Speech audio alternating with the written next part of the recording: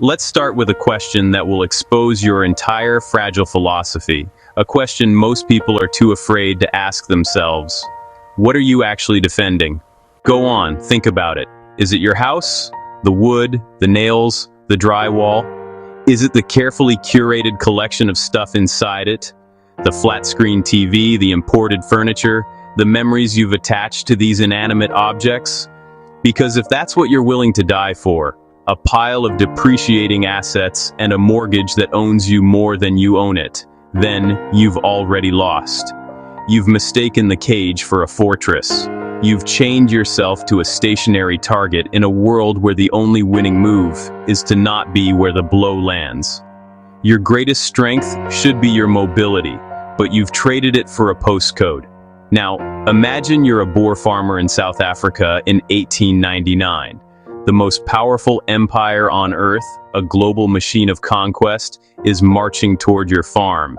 They have endless soldiers, artillery, and supply trains. They have the logistics to crush nations. You have your family, your rifle, your horse, and a deep, burning knowledge of every kopje and dry riverbed on your land. Your home isn't the building, it's the entire landscape. Your decision in that moment separates the historical footnote from the legendary. You don't dig a trench around your porch. That's the predictable, losing move. You set fire to your own barn and disappear into the veldt. You deny the enemy a target, a prize, a foothold. And in that act, you become unconquerable. You become a ghost they can't fight. This is the secret they don't teach. True home defense isn't about protection. It's about strategic abandonment. It's knowing what is truly valuable and what is just a liability. And you, glued to your trophy home, are about to learn why your mindset is a pre-spun noose. The Boer secret, the concept that allowed a few thousand farmers to hold the British Empire at bay for years, was the fighting farm. This wasn't a place, it was a doctrine, a philosophy of survival written on the vast, unforgiving canvas of the South African veldt. To understand it, you must first erase the image of a castle. A farm wasn't a fortress to be held at all costs.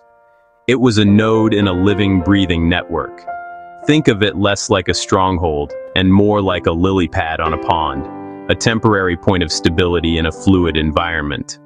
It was a place to resupply, to rest weary horses and men, to share a meal, and most importantly, to gather intelligence from neighbors, travelers, and sympathetic locals. It was a logistical and informational hub, and if a superior force approached, it was a place to leave, immediately, without a second thought. The value was not in the physical structure, but in the network it supported. Their true fortress was the horizon itself. Their strength was mobility in space, two assets the open veldt provided in abundance. They sacrificed the thing to preserve the capability. This is the conceptual leap you haven't made. Your entire prepper identity is invested in the thing. The stocked pantry, the reinforced door, the solar panels on the roof. You've built a museum of survival, and you're its first and only curator. You are preparing to make your last stand at your Kosco cache, a glorious, well-fed defeat. The Boer was preparing to make the enemy's victory so costly and so empty that it was a defeat in all but name. He understood that a conventional army is a hungry beast that must be fed, so he chose to starve the beast. He burned his own crops so the British couldn't eat them. He poisoned his own well with a dead animal so they couldn't drink.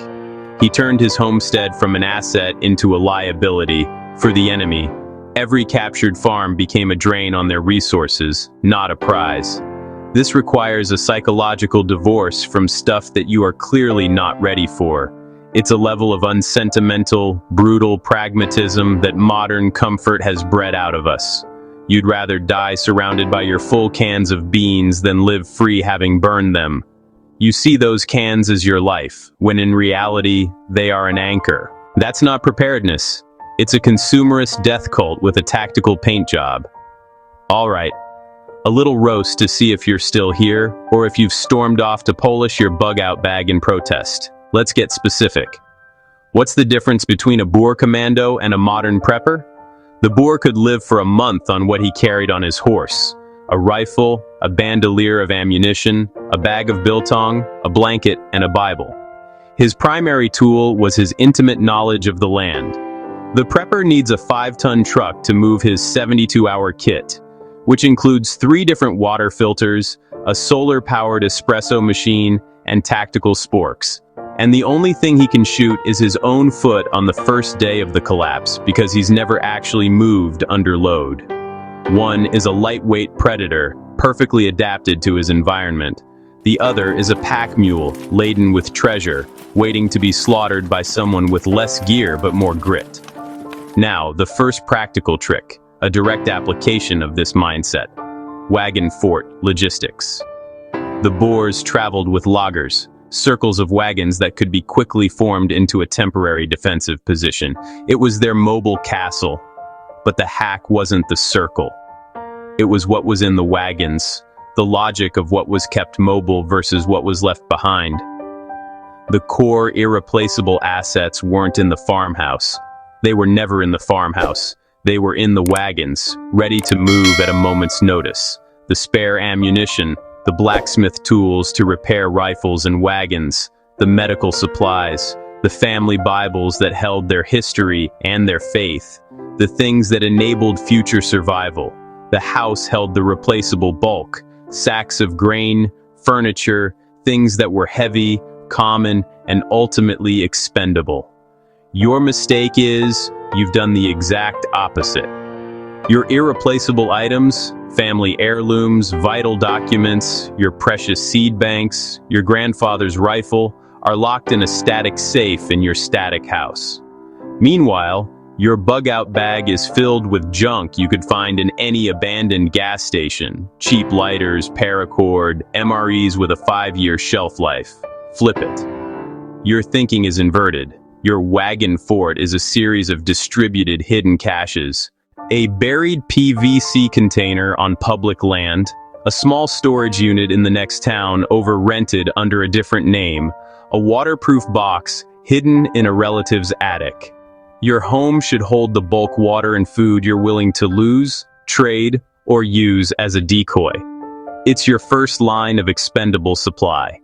This way, if you must enact the Vanishing Act, you grab one small, pre-packed bag with immediate essentials, you move toward your first cache site, and you retain 80% of your real capability. You haven't lost. You've transitioned. You've shed a skin. The second trick is Deceptive Bounty. This is a masterclass in psychological warfare. When the British did capture a Boer farmstead, they'd often find some food. A few sacks of mealie meal, some dried meat, not nothing. Just enough to make the raid seem worthwhile, but not enough to sustain a column for more than a day. It was a calculated offering. The real stores, the true bounty, were buried in the veldt, or hidden in ingenious compartments, marked in ways only a local would know. A specific alignment of rocks, a blazed tree seen from a single vantage point, a loose stone in the hearth. This played on the enemy's psychology. It exploited the universal human desire for a quick win. Finding something validated their effort, and, crucially, it stopped the search. The box was ticked. The mission was a success. Finding nothing would enrage them. It would signal that a deeper secret was being kept. It would make them dig up every inch of ground out of sheer frustration.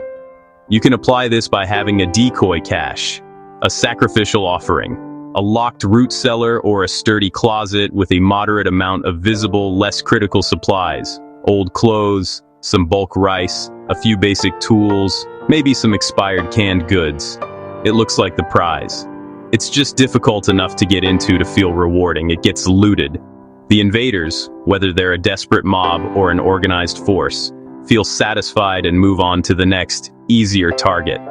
Meanwhile, your real medicine, your water filter, your precious ammunition, is sealed in PVC and buried under the manure pile they didn't want to touch, or hidden inside a false wall they never thought to check. You must learn to bait the human psyche's hunger for a quick, satisfying reward. feed the beast just enough to make it go away. But the ultimate secret, the one that ties all of this together, was the mounted mindset. This isn't about having a horse. You can substitute a reliable vehicle, a bicycle, or just a good pair of boots. It's about the psychological framework of mobility. It's a fundamental shift in how you view your relationship to the world. It means your plans prioritize options over fortifications. You have 3 escape routes, not 3 layers of locks on your door. It means your primary defensive skill is navigation and movement across your own region, knowing the back roads, the creek beds, the forgotten trails, not just marksmanship in your backyard. It means you see the map, not the dot. The Boer saw the entire veldt as his chessboard. You, with your home covered in cameras, your digital perimeter alerts, you see only the dot. Your home. You are watching the dot intensely, obsessively, as the world burns around it, oblivious to the escape routes the fire hasn't yet reached. The mounted mindset says the dot is expendable. The dot is a liability. The knowledge of the land, the network of allies, the distributed caches within it, the multiple fallback points, that's the real property. That is the asset that cannot be captured or destroyed. Your weakness is your sentimental attachment to a structure. It's where the kids grew up. It's the garden you tended. Your soul is in the drywall, and an enemy can always burn drywall. That has to change. Your soul must become as mobile as your body. So, the brutal, hidden lesson from the Boer farmer is this. You cannot defend a thing. You cannot defend a place. You can only defend a capability. Your capability is your knowledge, your mobility, your light footprint, your network of allies, and your psychological willingness to sacrifice the symbol to save the substance. Stop building a shrine to your preparedness. A fortress is a tomb waiting for a body. Start practicing how to leave it all behind in 90 seconds. Practice identifying what is truly essential. And practice how to thrive after you do. The Empire always attacks the castle. It's what they know how to do. Be the ghost that was never in the castle to begin with.